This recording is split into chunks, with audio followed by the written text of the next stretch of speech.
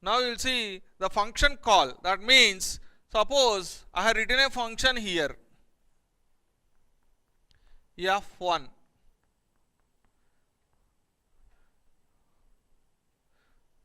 So here I have defined the function f1 colon set of statements are written here. So this is the function definition.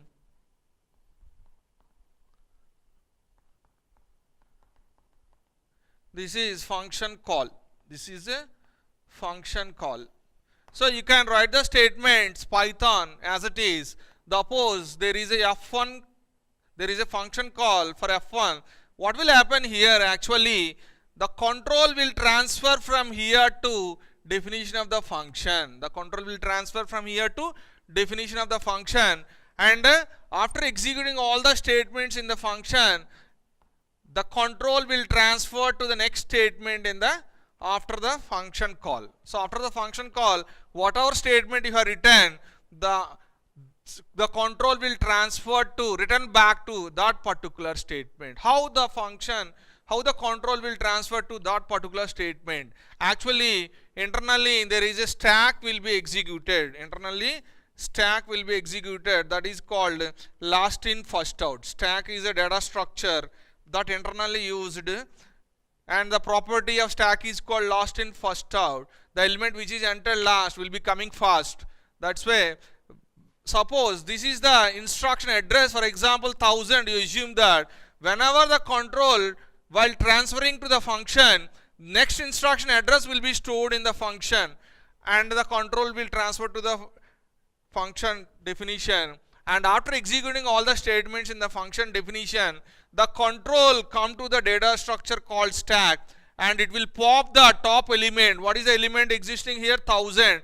The control will transfer to the address of 1000 in the function. After the function call, the statement control will be transferred by removing this particular element. So this is the way of returning the control back to the after completion of executing the function, the control transferred to the next statement after the function call. So this is the way of executing a function call in Python. So similarly, another example, if you consider, suppose I am writing function 1. This is the function 1 I have written here, f1 function definition. This is f2, another function, and this is function f3 I have written. I have written 3 functions. So I called here f1 in the main function, the control transfer to f1, whatever statement you have written in the f1. After that I have called f2. Here this is the definition of f2, in that f3. So like this I have written, internally stack will be stored, stack data structure. So whenever here this return next instruction address is, for assume that 1000, this is the next instruction address, assume that 2000 here. Next instruction address, for example, assume that 3000 here. Okay, this is f3. Here you see, whenever there is a function called f1, the control transferred to f1 by storing the return address in the stack. 1000 will be stored in the stack, and control go to the f1, and in the f1 function there is another call called f2, another function called f2. So before going to f2, 2000 will be stored in the stack, and the control transferred to f2, and f2 whatever statements are there, those statements has to be executed.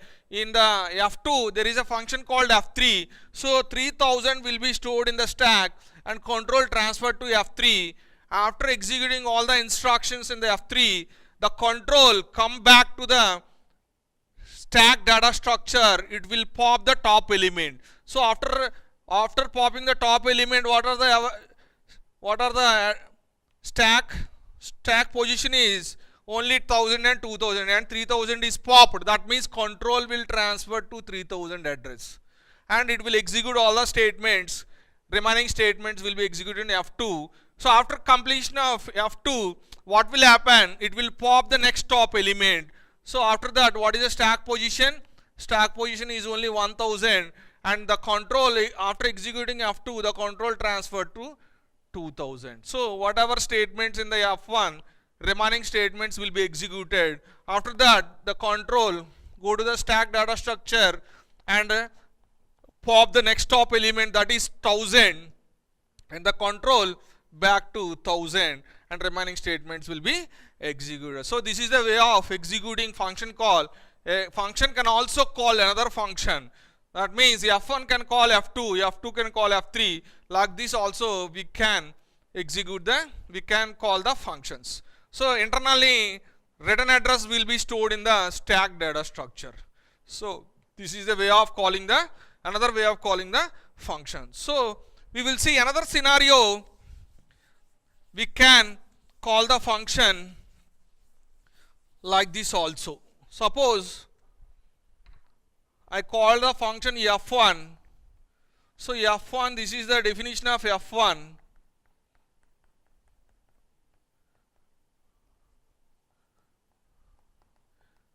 This is the F1 definition.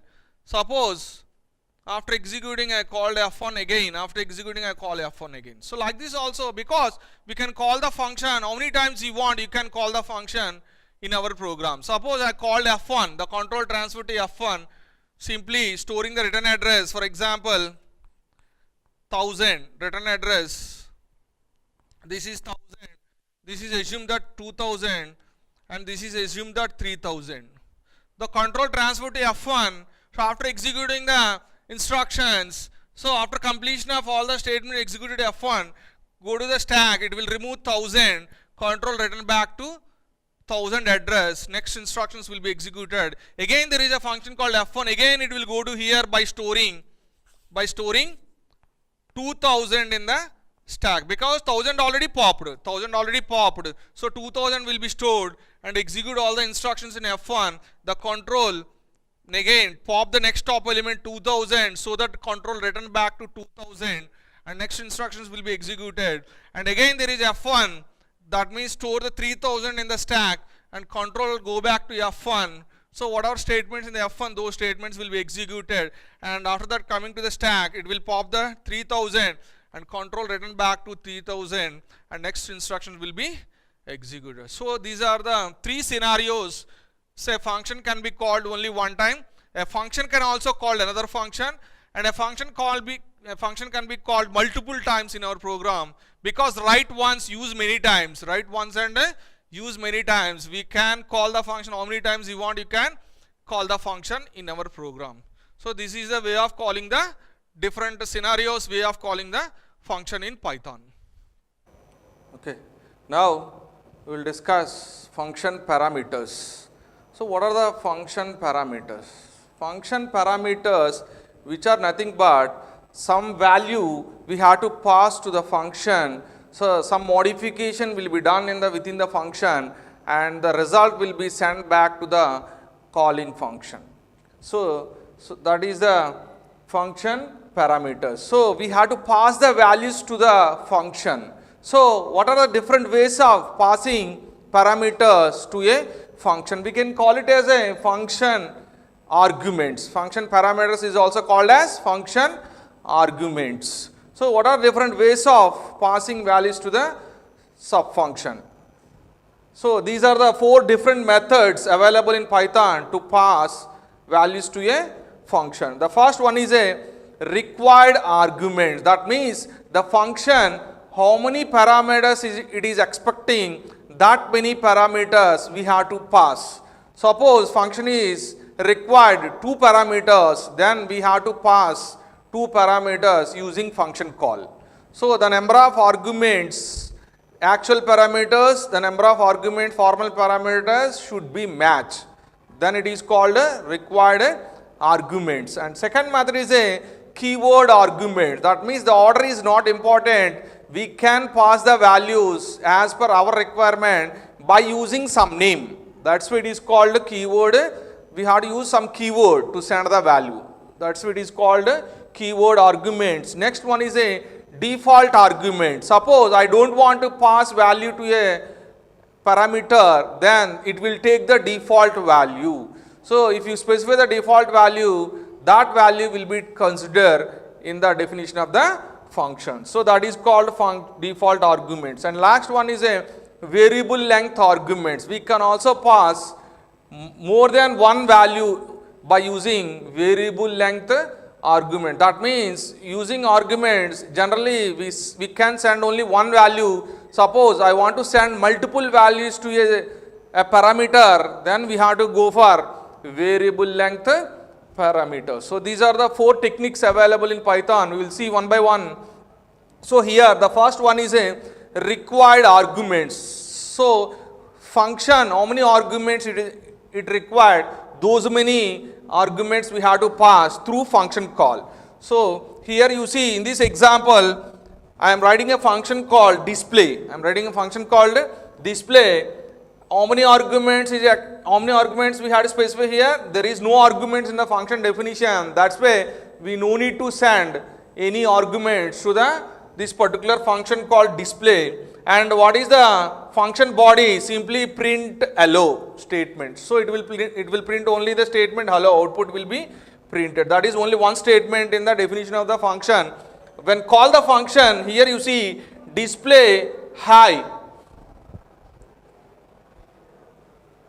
So here you see display hi. This is the function name and this is the parameter I am passing. But within the definition, how many parameters are there here? So here we are passing only one argument, but function is expecting no arguments. So that's why you got an error, type error. What is error? Display takes no arguments, but you have given one argument. But we have given one argument in the function call. That's why we got this particular error. So in the required arguments, how many arguments function is required, that many parameters we have to pass. If any changes, that means function is expecting 3 arguments. Suppose you are passing 2 arguments or 4 arguments, then you will get a error. So the actual parameters and formal parameters should be matched. Then only count should be matched. Then only we won't get any error. Otherwise, you will get a error here. So second example here you see defining the function display. How many arguments we are using here? Only one argument. But display we are not passing any argument. But function is expecting one argument, but we are not passing any argument. That's why we got an error, type error. Display takes exactly one argument, but what we have given? We have given 0 arguments we have given in the function call. That's why we got this particular error. And third one here you see display function, how many arguments it is expecting? Only one argument. And here display str. What is str here? It is initialized with hello. So that value will be passed to the function and print str means hello will be printed. That's why we got here. That's function definition having only one argument, and we are also passing only one argument in the function call. That's why we won't get any error in this case. So in the case of required arguments, whatever values we are passing, actual parameters should match with the formal parameters, count should be matched, and order is also very, very important in the case of required arguments. When coming to the next one, keyword arguments. In this case, order may change. In the previous case, order is very, very important. First actual argument will pass to the first formal argument. But here, order is not important because we are passing through keywords. That's why order is not important. Here you see, in this case, we are writing the function called display. Here, how many arguments? 1, 2, 3 arguments the function is expecting, and we are passing float y value, this is str value, this one, int x value, this one.